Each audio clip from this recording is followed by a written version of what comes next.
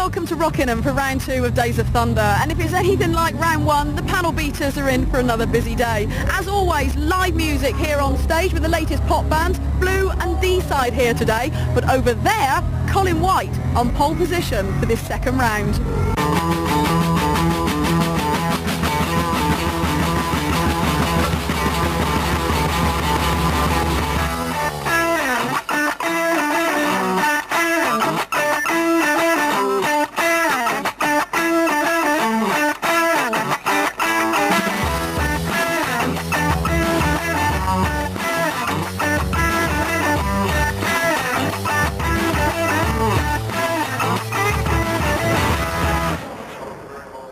It is a really full stadium here at Rockingham. We're just outside Corby in Northamptonshire. The sun is shining for round 2 of Days of Thunder. And what a round 1 we had. Helen is right. It was a panel beater's benefit and a little bit of ballet. Formation slam dunking by 25 and 8 Ian McKellar Jr. and Chris Cook. And they weren't the only ones to be involved. We had carnage out of turn 1 later in the race. Ollie Plale goes right into the wall. He takes John Mickle out. The whole field behind gathered up too. Well, after that carnage and heavy damage to the cars, a lot of people working overtime in pit lane. One man not working overtime though, the 78 crew of Colin White. He was simply celebrating success. Absolutely right. He has a 10-point advantage now with 1 round of 12 completed, and it's the Yorkshire pairing of Stevie Hodgson and Mark Proctor in 2nd and 3rd. Colin, second race, pole position. You're kind of picking up this season where you left off last season. Yes, we are really, aren't we? We've looked at what the competition was offering last year and what we had to do to get up to their levels. And so we've worked hard, got a good crew, and put it all together the last few weeks. Looked at what the tyres are, put the experience together, and we're winning. So it's pretty good. Good luck. Thank you very much. Thank you. Now obviously I'm not allowed to show any bias, but I've got to say that this is one of my favourite looking cars for this season because it is sponsored by the Darkness. If you remember last season, the Darkness came and performed here at Rockingham and they did a one-off car for that race. They've now decided to do it for the whole season. This car was launched at the Grove Hotel in Hertfordshire last week, and in the driving seat for the entire season is Shaun Richardson. Hi Shaun. Hello there. How did this come about? A lot of hard work with Dwayne, my manager, and Rockingham and the Darkness. So a lot of hard work, months and months of hard work. Because you were here last season, so you obviously know the Darkness were here. You would have seen the car that was here. That's right, yeah. Fancied it? Fancied it. I thought, I've always been a bit of a rocker, so I thought we want them as sponsors.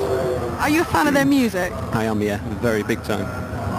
You've met the band? We have, yes, last weekend at the photo shoot, and it all went really well, and brilliant bunch of lads, really, really good bunch of guys. Yeah, I'm a bit disappointed actually. The Darkness and the car, excuse me, you're just in grey and white. Have a look next meeting. For real? Have we got an exclusive here? Mm-hmm. You've got an exclusive. We're going to have something special for next meeting. Flames and spangles? Mm-hmm. Oh yes, brilliant. Well, the grid's warming up, and down there somewhere is Helen.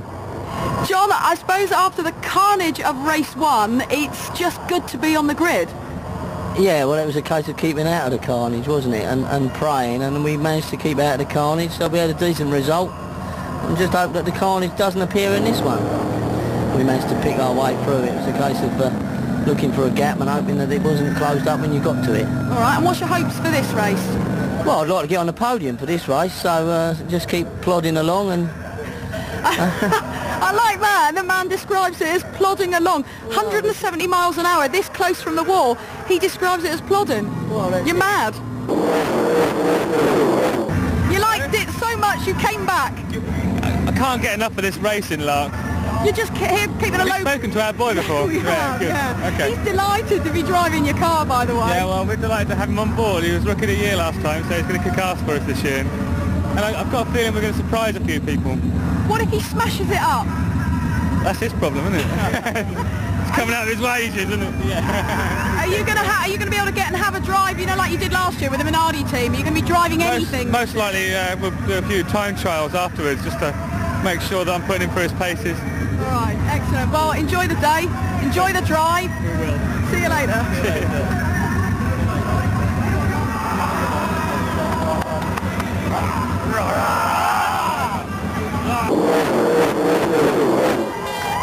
Gentlemen, start your engines! And what a sound, literally a day of thunder at Rockingham as the cars all leave the line, but problems further down the order. Chris Cook, a dead engine, and he is being pushed into the pit garage. There's the challenge ahead of the drivers. 60 laps of the 1.5 mile banked oval, 7.5 degrees of banking, the steepest part of the turn, 170 miles an hour, maximum speed, and that is the pole position, man. Colin White in trouble too. We've done really well in the first race, and he's been out and said he had a misfire. We didn't touch the car after the race because it was running fine, so we didn't want to alter anything. He's gone back out, done a warm-up lap, and come in with an electrical fault and a misfire. Hopefully we've cured it by putting a plug lead on it, but I think he's going to have to start at the back of the grid now, so he's going to have to work hard. Well, crew chief James Cook is absolutely right. Colin White will have to work hard. He will start from the back of the grid, but as the grid graphic shows, he was on pole position with Stevie Hodgson alongside him, and back on row 2, Mark Proctor and John Stewart. Anthony Swan and Ben Collins, two of the fastest men on the track on row 3, with the French rookie Thierry Arnel and Tony King on row 4. Steve Hobday and Shaun Richardson will make up row 5, with on row 6 Skid Carrera and Mike Luck. Then Michael Vergers, experienced, Pete Faulding, a rookie, ahead of Chris Cook and Phil Weaver on row 8. Malcolm Klein has now been joined by Colin White at the tail of the pack. We've got onboard views for you as well from Ben Collins, the 2003 champion, and from the experienced John Stewart. So the cars rolling up to the start line. Watch for Big Mac, Andy McLeod on the gantry. Yes, we have a green flag. Yes, we have 60 laps of racing ahead of us, and a great start there by Stevie Hodgson. And look at Anthony Swan back there in 5th place. He tucked in right behind Ben Collins, and he'll move to the inside of John Stewart. Anthony Swan in the blue 23 car goes 4th. Well, Anthony Swan is the guy I'm going to watch here because he is so quick when the tyres are cold. The cars are slipping and sliding before the tyres come up to full operating temperature. And already Colin White is on a move at the tail of the pack. He's forcing his way past some of the slower runners. He got a brilliant start, didn't he, Stephen? He's picked off a couple of places already. That is Mark Proctor in the blue 12 car, then the Texaco car of Ben Collins, and oh my word, around the outside of Skid Carrera goes Colin White in the 78. It's Michael Vergers in the NEC Aspire car down on the inside. Meanwhile, Stevie Hodgson pulling away a little bit at the head of the order from the blue car of Mark Proctor, the black of Ben Collins, then the lighter shade of blue of Anthony Swan. And again, that very experienced driver, John Stewart there, sitting quite comfortably in 5th place. Colin White is doing this the hard way. He goes round the outside of Thierry Arnel. That's unbelievable stuff. Well, down in pit lane, Helen's been ferreting out drivers who aren't out there, including Ollie Plale. Is it tough to have to stand there and watch it? It's the hardest thing in the world, but it's got to be done, isn't it? Okay, how far is your car off being back out there? Won't be back out to the next race, which is obvious because they're all driving around now, but we'll be back next time. Did you say that last year? Yeah, I know. Well, I seem to say it rather a lot last year. I've got to say, poor old Ollie Plale, one of the quickest young rookies out on the track, but it's maturity that is creating the championship point scenarios here. No more mature drivers than these two, Stevie Hodgson and Ben Collins. Ben Collins in the 42 car, the reigning champion. Stevie Hodgson, raced in America in NASCAR, has now jumped into this 27 car, and Ben Collins finds his nose alongside. This is good wheel-to-wheel racing, clean driving by both of them, and that's what a lot of these rookies need to learn. Amen to that, as they say. Well, Ben Collins picks up the place and goes through. Brilliant effort, though, by Stevie Hodgson. Left the door open, knew that Ben Collins was quicker than him, and so let him go. And that's what means that Stevie Hodgson's car, that's why I should say Stevie Hodgson's car's still out there and not in the wall like some of the others were last week. Well, of course, the other major thing here is saving your tyres. You've got 30 laps to run to a pit stop, then another 30 to the checkered flag. These are big, heavy cars, weigh well over a ton. And if you try and run too hard too soon, you'll wear those tyres out. But Stevie Hodgson at the moment pacing himself. Anthony Swan now has Colin White right on his tail, the man who started last. What a drive! Incredible stuff, isn't it? And to think Stevie was on pole position, he came into this pit box to have an electrical problem, shut down. Oh my word, there goes the darkness. The darkness has all gone light and horrible for Shaun Richardson as the 2 car is in the wall. Well, yellow flags are being waved 20 laps into this race, 1/3 distance. This is what happened. And Michael Vergers slides up the track there, takes the back of Shaun Richardson's car, spins him round at about 150 miles an hour, round and round he goes. Into the wall is where he comes to a stop. Well, Shaun Richardson not happy at all, and down there is Michael Vergers. I wonder if he's ruining that moment. Shaun Richardson getting out of the car, which is good news, but blimey, he looks a bit far. Oh my word, somebody needs to get a grip of him, because he's going to say something or do something that he might later regret. Got a bit of a nasty shunt there along the wall with Shaun. Can you tell me what happened? Yeah, it looked very much like Vergers were getting behind him, and he was just a little bit impatient to overtake. It looked from my point of view that Vergers gave him a shove, but I suppose we'll see on the television cameras. Will there be any words spoken? I think, yeah, we've all been told to be really careful, and that certainly wasn't being very careful. Well, that, of course, is one side of the story. Now, let's hear the other side. Looks like one of the other drivers actually came down and turned into him. It looks like it must have been a spot lack of communication. Well, you couldn't get two more diametrically opposed views, I don't think, between the two respective crew chiefs there, could you, on that particular incident? Well, as you can see, the yellow flag is out due to the darkness car spinning off the track. So while they get things cleared up, we'll take a short break. We'll see you back here for part 2 in a couple of minutes.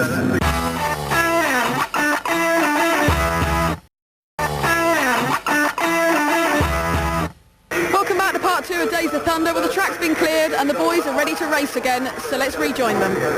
Coming up to the restart then, a green flag waves, and it's Ben Collins out in front, Stevie Hodgson in second. Colin White from the back of the field has fought his way up to third place. He's the man on the move, but we're also coming up to the tyre stop window, which means that they can pit on either lap 29 or 30. They must come in and change 2 tyres. That's all compulsory. But this is a sensational run from Colin White. If you've only just joined us, he had an electrical problem at the start of the race and had to go to the pits, much like Shaun Richardson. Well, this is something you never see in Formula 1. That car spun backwards into the wall at 150 miles an hour. They're shoving it into the garage because they aim to get it back on track before the end of the race. And Colin White is still on the move. This time gets his nose down the inside of Stevie Hodgson. Oh!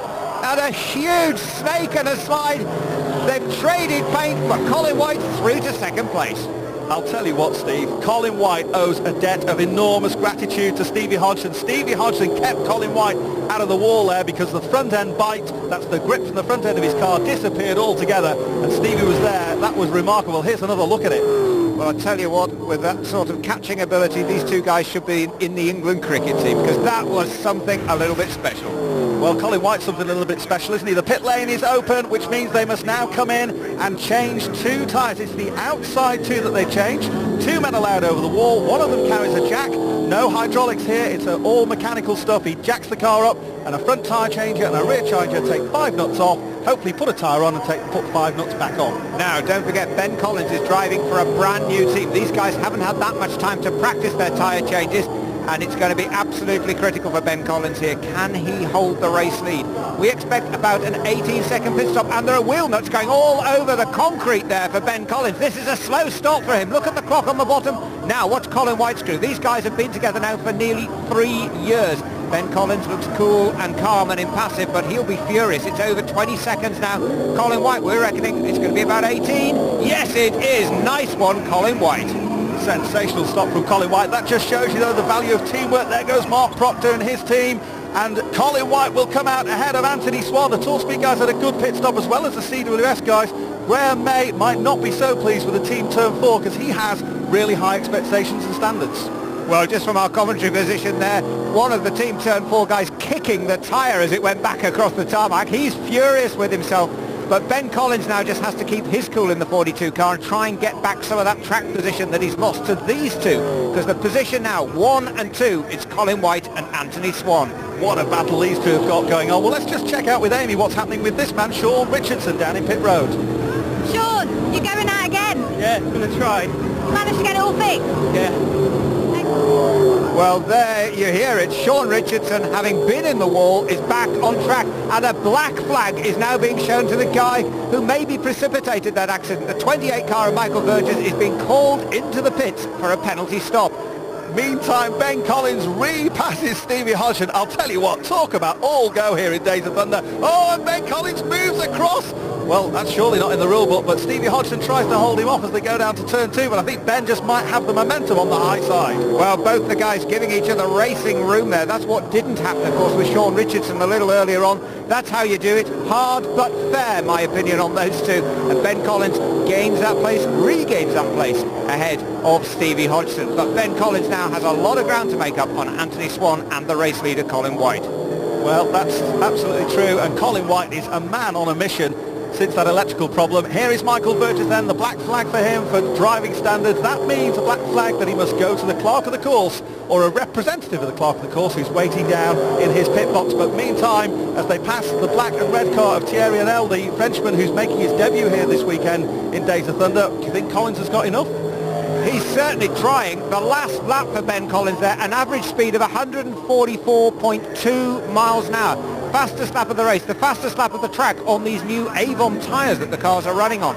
And look at this, the number 2 car, the Darkness, is back on track. Well, Justin will be pleased, but I'm not so sure Michael Vergers will. What's it going to be like if we get Michael Vergers and Shaun Richardson back on the track as the race leaders go around the outside of Skid Carrera in the number 11 car? If Richardson gets out there and finds Vergers on the track, we could be in for a real fisticuffs. Well, not even that. Look at these two battling nose to tail, first and second place. Ben Collins seems to have a lot of traffic in front of him in the 42 car. There he is, the Texaco car at the back of the pack. He's lapping the number 20 car there. That's Steve Hobday, another rookie driver. Now he's on the tail of the very experienced car 75, John Stewart, who is running in 3rd place. So John Stewart gets down the inside. Ben Collins has to work his way through the traffic down the inside there of Tony King in the number 17 car. Great driving.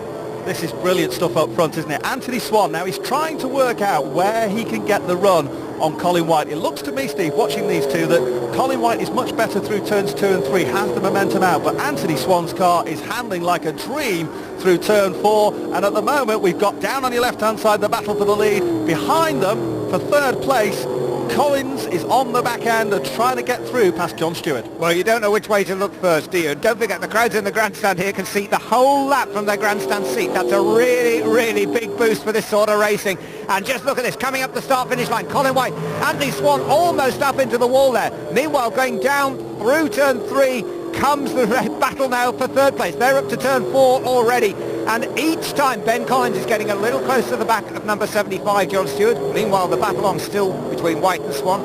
John Stewart, he, along with Colin White, has raced in pretty well every Days of Thunder race since the series started back in 2001. Very experienced, but just look at the pace of Ben Collins. That 42 car is flying. Team Turn 4, Graham May and his boys have done a great job setting that car up. Look at him, he takes advantage of the slower running Malcolm Klein. Malcolm also making his debut here this weekend and doing a great job keeping out of the way of the trouble. He was involved in that big carnage we saw at round 1, which took out about 6 cars, including some of the real front runners, in case you're wondering where they are. Well, Malcolm Klein, and in fact, look at the tape on Anthony Swan's car as well, all involved in those early race accidents in race 1. As Anthony Swan, well, it certainly hasn't slowed his car down any, because he is running now at full speed, wheel to wheel, with the race leader, 165 miles an hour into turn 1, and 2 wide through turn 1. Colin White still isn't giving up. Anthony Swan trying to find a way around the outside, but you don't go around the outside here. The track suddenly feels very narrow indeed. Colin White starts sliding up, and look at Colin White and Anthony Swan's pit crews. They are going bonkers on the pit wall.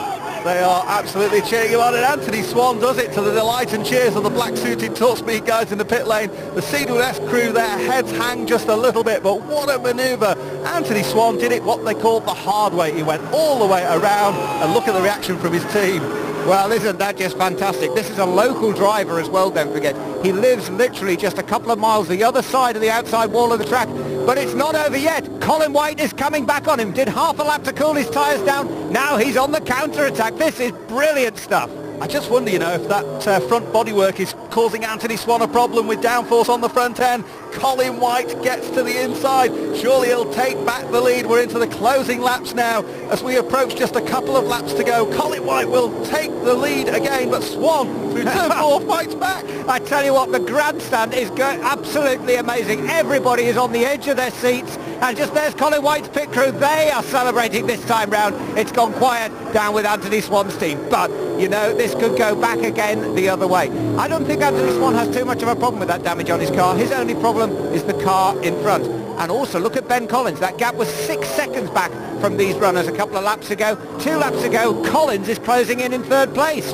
Yeah, he is the 2003 champion for very good reason. He's got a quick mind there. Look at this back Marco traffic though that could play into the hands of Anthony Swan. They do a great job keeping out of the way. They're onto the back end of Tony King in the Kent Pharmaceuticals car, and there is the white flag, which means 1 lap to go. 1.5 miles only for Anthony Swan to counter-attack again on the tail of Colin White. Colin White positions his car this time, not quite a racing line either side for Anthony Swan to take advantage of. And Colin White is listening to his spotter high up in the grandstand, who's telling him exactly where Anthony Swan is in relation to the back bumper of the 78 car. Colin White is the only man in this series to have started every single race. Maybe it's that experience that's telling. Well, we'll find out in a moment, because Colin White, winner of round 1 of the 2004 championship, holds the lead through turn 4 for the final time. Anthony Swan goes right to the wall on a chance and is carrying more speed, but it's Colin White holds on by thousandths of a second. That's motor racing. That is also incredible. Blimey, what a race. 15 thousandths of a second separates the top two. Colin White takes the victory just a bumper ahead of Anthony Swan, while Ben Collins comes home in 3rd place. John Stewart takes 4th, and another great run for Stevie Hodgson, who gets 5th. Good setup, good setup, good setup. Hey, 2 out of 2. What a race, eh? What a race. I've got to say thank you for Stevie, because I would have been in the wall, but he stayed there. I lost all traction to the back of the car. The back end come round against his. He put me back in position, went back again, and eventually I got straight, so thank you for him. Look, on race 1, I said to you were second, and Anthony Swan come off. I said, would you have caught him? And you said no. You caught him this time. Twice. Fantastic. It was good racing all the way. Me and Colin give each other respect and showing it can be done. You can run 2 by 2 and you can dive and duck and dive with each other, and if you give each other respect, it works. The guys did really well, and it's a new team turn 4. It's the first weekend together, and everyone else has been practicing every day over winter, all the pit stops, so we had a couple of problems today, and but they're good lads. I know that they can do the job, and we'll iron those problems out next time. I think we could have had 2 wins here this weekend, but I've got a podium in 5th and some points. Talking of points, Ben Collins there, equal 4th with the very experienced John Stewart. Stevie Hodgson 5 points ahead of them, but at the head of the order, it's head-to-head, Colin White and Anthony Swan. Well, this was the other talking point of the race, wasn't it, Steve? Michael Vergers in the blue car gets into the darkness car of Shaun Richardson, turns him around and spins him into the wall, and he gets our Smash Hit of the Day award. Not that he was too pleased with it, as you'll hear. We was working with each other, we was actually catching the leaders, and we're working together, going up towards the wall, holding my own line, and he just come in, I don't know whether he didn't brake or he didn't ease off or what, he just hit me from underneath and just took me around several times. So really out of order. He's the guy who stands up in the drivers' meetings and say that there's so many bad drivers out there. Well, I think he ought to take a look at himself in the mirror big time. Well, now your chance to win a VIP trip for you and a friend to the next Days of Thunder event on June the 6th, including full hospitality and front of stage passes to see the world's #1 hip-hop artist 50 Cent live on stage. So the question then, who was the 2003 Days of Thunder champion? Joan Collins, Ben Collins or Phil Collins? Call 090 11 313 345. Do it now! And the winner for the 2nd time this season in Days of Thunder at Rockingham, Colin White sprays the champagne. Well, that's just about it from Days of Thunder this week. What a fantastic race, and it was only round 2. Join us again at Rockingham for more of the same next time.